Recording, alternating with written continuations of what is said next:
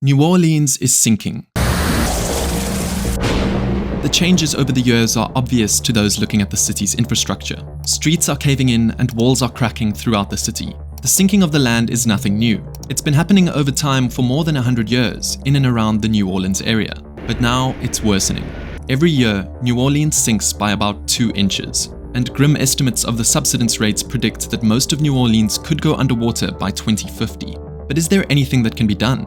Well, luckily, there are some options for New Orleans to take to slow the sinking of its land. To understand what these next steps might be, we first have to understand the way in which New Orleans came to be, all the way back to before New Orleans, or much of any civilization, existed on the Mississippi River Delta. Before the city was founded in the 1700s, nature was left to its own devices. Over the course of 6,000 years, natural flow and flooding of the Mississippi River into surrounding wetlands carried sediment and deposited it in the delta. As the years passed, the sediment built up in the delta marshes, creating the elevated land that New Orleans was eventually constructed upon. The 1700s, the first residents of the area, the Native Americans of the Chitimacha tribe of Louisiana, occupied the region, but they didn't experience any sinking because there was no city yet. The river continued its natural cycle of flooding the wetlands and depositing excess sediment in the delta marshes. But things started to change when the French explorers arrived in the New Orleans area in 1718. The French occupied a large swath of land in North America at the time, and the governor of what was then known as French Louisiana christened New Orleans as a new city that same year. At that time, ironically, the first neighborhood, the French Quarter, was actually built in the chosen location because the elevation was relatively high for the area, clocking in at about 10 feet above sea level. But even then, there were concerns that the city might begin to sink because of the consistency of the soil that lay below the city. The sediment that served as a foundation for the city was loose and waterlogged because it was from the wetlands and marshes, so there were doubts that it could support large buildings and city infrastructure. Yet still, New Orleans was born, and a small settlement began to grow in the Mississippi River Delta, one that would eventually grow into one of the largest coastal cities along the Gulf of Mexico. The concerns that the French originally had about the soil were realized much later, after the United States acquired the city in 1803 through the Louisiana Purchase. Throughout the 1800s, the city expanded, but the growth of it was limited by the marshes and swamps that surrounded it. How would the city grow if the land around it was too wet and boggy to build upon? Well, the city planners came up with a solution. They decided to build a drainage system in 1896. The drainage system was constructed throughout the surrounding swampland and pumped the water out of these areas to make them available for development. Now, this sounds like a good idea, but the drainage system had a lot of unintended consequences. By removing water from the surrounding areas and preventing river water from flowing into the delta, the land didn't receive its usual replenishment of sediment. Dams and walls built along the river to prevent flooding into the city made the situation even worse, as they blocked sediment from entering the wetlands. The natural cycle of depositing new sediment in the river delta was broken. Soon, New Orleans would experience the consequences of fracturing this cycle. Now that no new sediment was entering the delta, the next issue that arose came as a result of the type of sediment along the Mississippi River. The loose soil relies on an influx of new sediment to pack in the existing soil. Without the addition of new sediment, the existing soil develops air pockets that are left unfilled, but something has to fill them. As a result, the existing sediment sinks to fill the air pockets, compacting the sediment and leading to an overall sinking across the city. Once the sinking began, it became a constantly deteriorating cycle. As the city became lower, the risk of flooding became higher, so the city kept building more dams and levees to prevent the city from flooding. But the measures put in place to prevent the flooding would lead to more land sinking, which would only place the city at a higher risk of flooding. It became a dangerous loop that was difficult to break. The options were either to allow flooding to damage homes and infrastructure, or to protect the city and allow the land to continue to sink at an alarming rate. Aside from drainage and anti-flooding systems, the increase of modern human industrial activities has also exacerbated the issue in recent decades. As power plants and industrial centers sprouted up in the New Orleans area, they began to use groundwater to make energy. But when groundwater is extracted from beneath the surface in New Orleans, it makes the soil dry out even faster and leads to some areas in the city sinking at an increased rate. In fact, the rate of subsidence has grown noticeably worse in just the last 20 years. New Orleans was only sinking about 1/4 of an inch to an inch each year between 2002 and 2005, but now it's jumped up to 2 inches per year between 2009 and 2012. It's a common problem everywhere. More than 80% of subsidence nationwide is caused by the overpumping of groundwater, according to the US Geological Survey. So this might not sound like much of a change, but over time, the inches add up and can make a major difference. Remember, when the city was first founded, it was 10 feet above sea level. Now the city has sunk so far that about half of New Orleans is under sea level. But not all the sinking in the region can be blamed on human activities and the expansion of New Orleans. The natural geography of the region around New Orleans causes some sinking of its own, which is an issue people can't control. This is the Michaud Fault, a nearly 4.5-mile fault line that runs through eastern New Orleans. Especially in the last 70 years, the fault lines crossing through the city have caused some of the sinking, up to 73% by some estimates, in eastern New Orleans. This sinking occurs when the fault begins to slump, but it's not completely understood why this happens on a deeper geological level. It's also thought that onshore oil drilling and extraction in and around the area has contributed to geological slumping. Louisiana is one of the largest markets in the United States for oil and natural gas production, so some theories point to oil extraction as a cause for geological unrest and subsidence. As the city is sinking, the ocean is creeping in as well.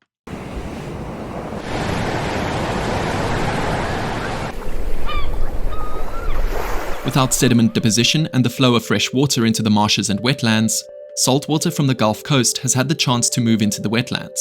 But the flora and fauna living in the wetlands are not used to the saltwater and can't survive the rapid change in salt concentration in their habitat, so they die off.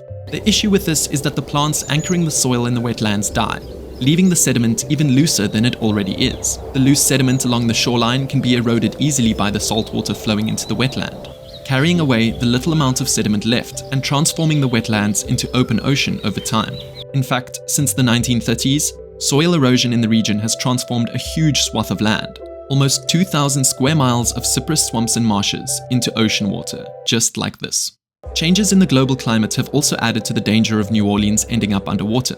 As the city continues to sink, sea levels are increasing. When the global climate increases, ocean water experiences what is known as thermal expansion.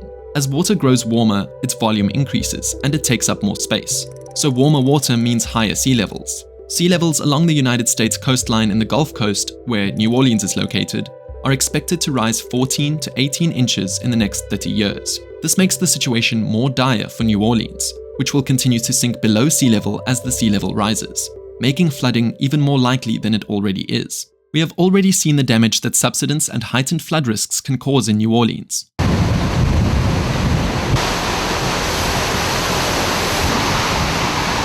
In August 2005, the infamous Hurricane Katrina struck, bringing winds upward of 170 miles per hour and torrential rainfall. At first, the city seemed to have dodged the worst of the massive Category 4 storm, but a couple days after the hurricane made landfall, the monstrous storm surge, which reached over 26 feet in height in some places, and the heavy rainfall had become too much for the levee system that New Orleans relied upon. The levees along the Industrial Canal in New Orleans gave way, and water surged into the city. By the following day, more levees had been breached by the water, and 80% of the city had become submerged in up to 20 feet of water. Hurricane Katrina caused massive devastation, leaving houses and streets submerged. It became the most expensive natural disaster in United States history because of the destruction it caused to property and infrastructure throughout New Orleans. It also claimed more than 1,800 lives, making it one of the most deadly natural disasters in the United States in recent history. Luckily, there hasn't been much flooding to match Hurricane Katrina since it hit New Orleans, but that doesn't mean the city doesn't deal with regular flooding during rainy seasons. When it rains hard enough, it's not uncommon for parts of the city to flood, as heavy rain overwhelms the pump and drainage system put in place over 100 years ago. During floods, photos like this happen regularly, with residents kayaking down streets, treating them as canals instead of roads, just like in Venice, another city that's sinking. Especially after Hurricane Katrina, the subsidence of the land in and around New Orleans and the flooding that comes with it seemed inevitable. So, is there a way to prevent a disaster like Katrina from happening again? Or is it unavoidable? And can the city avoid its fate of becoming submerged within the next several decades? Well, unfortunately, it's too late to reverse the initial cause of the sinking. Without its natural cycle of sediment deposition, New Orleans will continue to sink. But can it be slowed? And ultimately, can the city even be saved? We know that the possibility of this is very real. I mean, look at the Ile de Jean-Charles, located just 80 miles away from New Orleans, for example. For centuries, people lived on its 22,000 acres of land, but today it's sitting at just 320, having lost almost 99% of its land due to saltwater intrusion and subsidence. The residents of Ile-de-Jean-Charles are considered by the federal government to be the first community displaced by climate change, with most having left in 2022. So New Orleans is definitely trying to take measures to slow the sink. In 2007, Congress approved a project called the Myrtle Grove Diversion, meant to rebuild the land around New Orleans. The project would include piping sediment into wetlands manually to recreate the natural cycle of sediment deposition, implementing measures to slow erosion along the shoreline, and creating better storm protection. But this project is easier said than done. It would take a lot of funding and a lot of coordination among New Orleans residents. The diversion to pipe in sediment would need to be built on private properties of New Orleans property owners, so the government would need to go through the process of getting approval from the owners to move forward with the project. Besides that, it would change the wetlands back to the fresh water instead of salt water over time. This would bring back native plants and wildlife in the wetlands, which would help the environment. But it would harm the thriving fishing market in the area that relies upon saltwater in the river delta. As of yet, Congress hasn't funded this project, so it is still in the midst of a slow-moving process, and it's unclear whether or not this plan will move forward.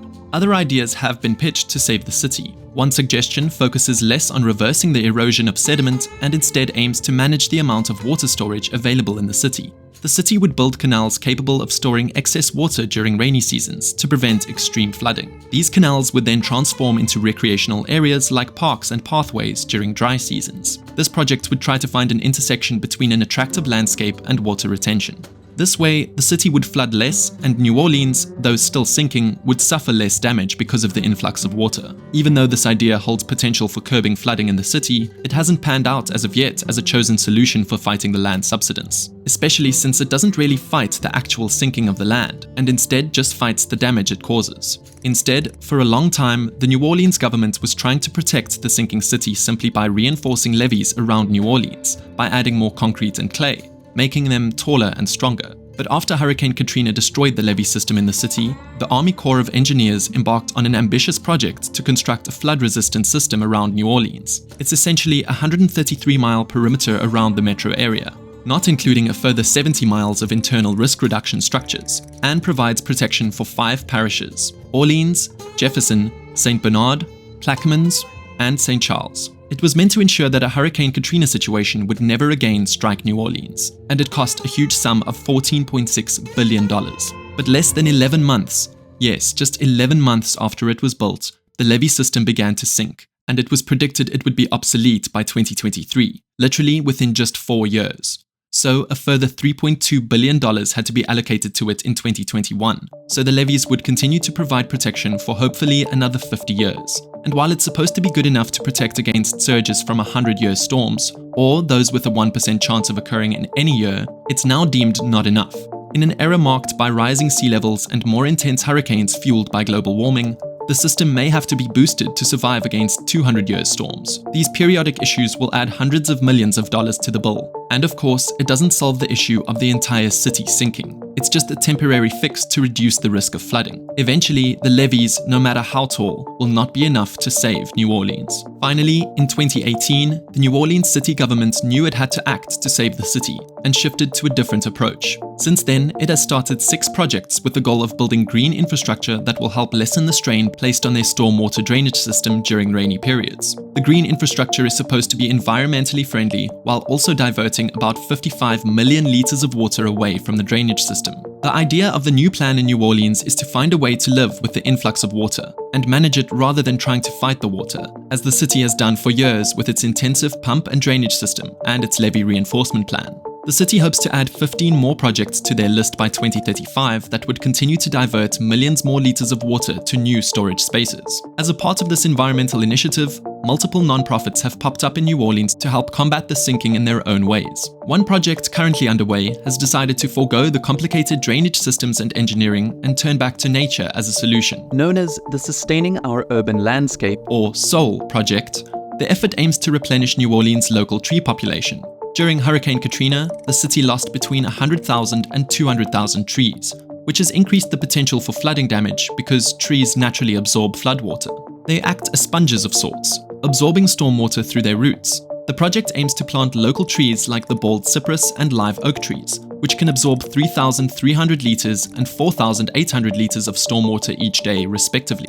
That's more than 871 gallons of water every day. After the big storm in 2005, New Orleans was one of the most deforested cities in the United States. But now, because of Soul, it's making a comeback. By 2023, the Soul program had planted almost 8,000 trees throughout the city. This is a huge milestone, but it still takes time for trees to reach the maturity necessary to absorb enough water to have an impact on the flooding problem in the city. And unfortunately, time is something New Orleans doesn't necessarily have. So while the Soul project is one step towards saving the city, it is not the only solution needed to stop the sinking crisis. Another non-profit project launched in New Orleans focuses on green landscaping too, but not on trees. Instead, it is dedicated to transforming the landscapes around homes to be more resistant to water, particularly in areas of the city prone to flooding. The project, called the Urban Conservancy Front Yard Initiative, targets properties near canals and the Mississippi River, which are regions that tend to flood first and receive the largest influx of water during storms. The initiative involves tearing out pavement and dry clay from people's yards and lawns, and instead replacing it with gravel and gardens with native plants resistant to New Orleans weather patterns. You might be wondering how much of a difference this could really make, but just changing out the soil in yards can have a pretty significant impact on the flooding risk in the city. Pavement and clay do not absorb water well, so they cause runoff and allow for flooding. Gravel, on the other hand, is porous and absorbs water well, so when it rains heavily or the canals in the river overflow, gravel pathways and gardens are likely to handle the influx of water better than clay and pavement. The project has been plowing along at a quick pace, transforming the yards of 155 properties in just the first half of 2023. While that sounds like barely anything, these property changes created a large new storage space for water underground, adding up to about 650,000 liters of extra space for stormwater to go during heavy rain. Still, these projects are expensive, especially for New Orleans residents who have to pay for changes to their property. This financial obstacle has slowed the spread of the green infrastructure movement in New Orleans. For many of these solutions to work, they rely on one overarching need.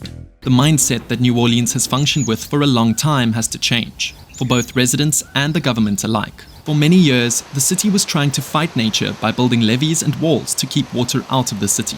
But this has only made the situation worse. Now, the tactics to save New Orleans depend on a different approach. They encourage working with nature instead of against it. New Orleans residents are now finding ways to learn to live with water and incorporate it into their lives in ways that don't cause damage. The green infrastructure plans do not try to keep water out, but they do try to provide places for the water to go throughout the city so that flooding does not occur on a massive scale. Even if New Orleans manages to stop the city from sinking, the people who live there inevitably will have to deal with water as a constant reality. The way they live will have to evolve to deal with the natural challenges in their area, and residents of New Orleans are starting to realize that. In reality, no single answer to the sinking issue is enough. This isn't like the Netherlands flood protection, where they don't have to deal with the threats of hurricanes. Saving the city will require a combination of many plans, including the green infrastructure efforts and likely manual efforts to build up the sediment deposition in the Mississippi River Delta, and to repair the shoreline erosion that has already taken place. But will these efforts come in time to save a city destined to end up underwater in a few short decades? Only time will tell if New Orleans will be able to act quickly enough to beat the estimates that the city might become submerged in 25 years. And even with all these innovative solutions on the table, it will be a major undertaking for New Orleans that will require efforts from everyone in the city, from government officials to businesses to individual residents and property owners. Obstacles stand in the way of progressing toward a solution on many fronts. One such challenge is, of course, money. It is costly to transform the infrastructure of the city to be more water-friendly, and to plan and build new systems for replenishing sediment in the river delta. It is also expensive to maintain systems already in place, such as the levees and flood prevention system, which are still extremely important in the meantime to prevent flooding as more modern systems, like the green infrastructure systems, take hold. As the city sinks, it has had to settle for fending off stormwater and flooding, so New Orleans has had to continue to raise the height of levees every 10 years and to repair and maintain them regularly. Another major barrier to the efforts is that New Orleans has been sinking at an increased rate, which makes the situation even more tense and more expensive, as levees sink more quickly and need to be heightened at a faster pace to adequately prevent flooding. It also means that new solutions need to start working faster to save the city, but almost all the plans considered and implemented will take time to become effective. There is also the concern of people in the area not getting on board with the effort to save the city. For businesses, changing their practices to slow the sink can hurt their bottom line. And for property owners whose land might be affected by measures put in place to reduce the subsidence, the solution suggested could encroach on their private property and lives. Not all residents are fans of the new measures, so a mindset shift is essential to make success more likely for the plans to save the city. There are a lot of barriers standing in the way. Still, there is hope. Many residents of New Orleans love their city as a rich gem in the southern United States, known for its history, jazz, and unique blend of cultures. From the iconic French Quarter to famous Mardi Gras celebrations every February, losing New Orleans would also mean losing a major United States landmark. To save the center of culture, many innovative minds are paving the way forward for a new way to live with the water. But the clock is ticking, and the question remains, will it be enough? Thank you for watching.